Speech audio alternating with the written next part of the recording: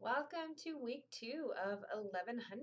Good job on the quiz last night. The average was an 8.96 out of 10 points, so very good. I feel like you guys had a good understanding of the different study types of evidence-based practice. And I know there was some confusion about some of the case control, different study designs. Just recognize that within each category, there can be so many different variations. So if you were running across different sources, and I realized I talked about some different things that were in the video, and I do apologize for that. That is common. There are lots of different variations of these studies, and we're kind of trying to hit these with a high-level overview to not get too in the weeds. Speaking of being in the weeds, this week kind of starts that. So this week we talk about heat, cold, and ultrasound. So I sent out an announcement last night after the quiz talking about how I would recommend tackling this week. The textbook is an amazing resource. It actually is laid out really, really well with a lot of good background information, some very good case studies at the end of the chapter to really try and apply this information. The videos themselves are really good too. Just recognize that the first time that you see some of this material, particularly ultrasound, it's going to seem a little out of left field. The more times you hear this, so hopefully by the time you've read it, watch the video, and then we talk about it in live class, it's going to start to make more and more sense, or at least start to be recalled a little bit easier. By the time we get to it in lab, then this should be round 4, 5, and 6, where it's really solidifying. You get to get your hands on, really try it. It'll just start to make a lot more sense to you. So just kind of be graceful with yourself. Trust me, just jot down notes, create study tables for yourself, but just really try to learn kind of the background information. Why would you use heat, cold, ultrasound? Why would you not?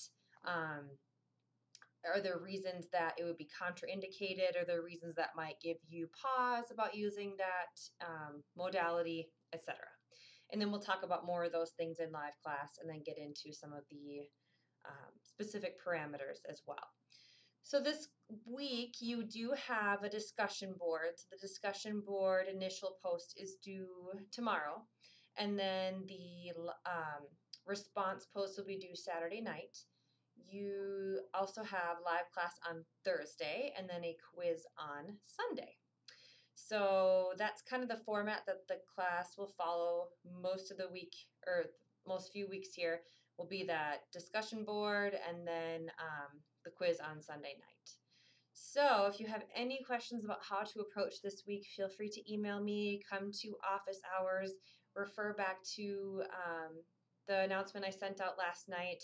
I also copied that video, the 54-minute video breakdown right into the text of the video under assignments, or I'm sorry, lesson contents, that you could see it there as well. It just makes it a little bit more approachable, so you can come back and forth a few times if you want to. So I also really enjoyed reading your live class assignments. It was just a good first step to get into searching. I don't expect you to be experts. I don't expect you to fully be able to understand whether the study is valid or not, but just to start thinking along those lines.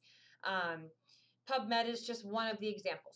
I just use that as a place to start, but any of the other things that we talked about in the last class are good as well. EBSCO is another one of my favorites, a good search engine. And just remember, the only error that I saw, I didn't take any points off for this, but the PICO question is really what you start your search on. So if you have patients that you're wondering about or treatments that you're wondering about, you're forming that question before you even start searching. So with some of the submissions, it was a little hard for me to tell if you created the PICO question once you found your article, which at this point, at least you were getting the PICO correct. I don't really care, but in practice, you would create that question first in order to try to find the article. So just that you're clear on that. So welcome to week 2. I do recommend hit the ground running, kind of map out this week, try and figure out how much you're going to do each day. It is a lot more material than last week.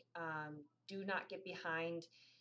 You need to see these things a couple times in order to be successful for the quiz on Sunday, and it will just set you up really well for lab next weekend already if you stay on top of the material now. So best of luck to you, happy studying, and welcome to week 2.